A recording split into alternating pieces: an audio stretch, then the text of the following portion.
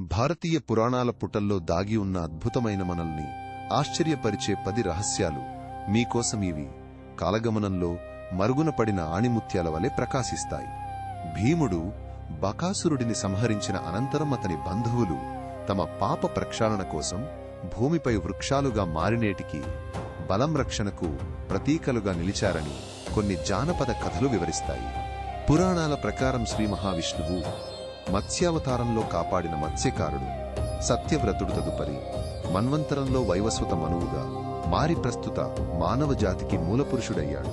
పరమశివుడిని అత్యంత కఠినమైన తపస్సుతో ప్రసన్నం చేసుకున్న వశిష్ఠ మహర్షి ఆయన నుండి గాయత్రీ మంత్రం రహస్యాలను పొందిదానని మానవాళికి అందించిన దివ్యజ్ఞాని ఇంద్రజిత్ తన నాగాస్త్రం ప్రయోగించి శ్రీరాముడు లక్ష్మణులను నాగపాశాలలో బంధించినప్పుడు గరుడు ప్రత్యక్షమై తన సహజ వైరంతో వారికి విముక్తిని ప్రసాదించాడు. బ్రహ్మదేవుడు ఒకసారి సృష్టిని ప్రారంభించే ముందు తన మనసు నుండి ఆది కావ్యమైన రామాయణం యొక్క బీజాలను సృష్టించాడు. అది వాల్మీకి మహర్షికి లోతైన స్ఫూర్తినిచ్చింది. శ్రీకృష్ణుడికి ప్రీతిపాత్రమైన తులసి మొక్క పూర్వం సంభవుడు అనే ఋషి కుమార్తె ధర్మదేవత అంశ అని ఆమె కఠోర తపస్సుతో తులసిగా అవతరించిందని కొన్ని వైష్ణవ పురాణాలు చెబుతాయి. యమధర్మరాజుకు ధర్మరాజు అనే బిరుదు కేవలం జీవుల కర్మలను నిర్ణయించడం వల్ల మాత్రమే కాకుండా పూర్వజన్మలో ఆయన గొప్ప ధర్మబద్ధమైన రాజుగా పరిపాలించడం వల్ల కూడా వచ్చిందని చెబుతారు.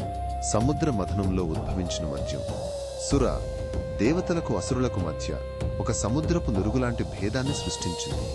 అసురులు దానిని త్రాగి తమ బుద్ధిని కోల్పోయేది వారి పతనానికి ఒక ప్రధాన కారణమైంది. ఇది జ్ఞానానికి అజ్ఞానానికి మధ్య ఒక అగ్ని పరీక్ష లాంటిది. వాల్మీకి మహర్షి రామాయణాన్ని రచించినప్పుడు ఆయనకు తన ఆశ్రమంలోనే భవిష్యత్తులోని లవకుశులు రామాయణాన్ని గానం చేస్తూ వినిపించారని అది ఆయనకు ఒక దివ్యమైన ప్రేరణనిచ్చిందని చెబుతారు. దేవతల శిల్పి విశ్వకర్మ తన కళను లోకాలకు నేర్పించడానికి అష్టసిద్ధులు నవనిధులు అనే దివ్య సంపదలను సృష్టించి వాటిని కళాకారులకు ప్రసాదించాడని పురాణాలు చెబుతాయి. ఈ అపురూప జ్ఞానాన్ని మరింత లోతుగా తెలుసుకోవడానికి మా ఛానల్కి ఇప్పుడే సబ్స్క్రైబ్ చేయండి.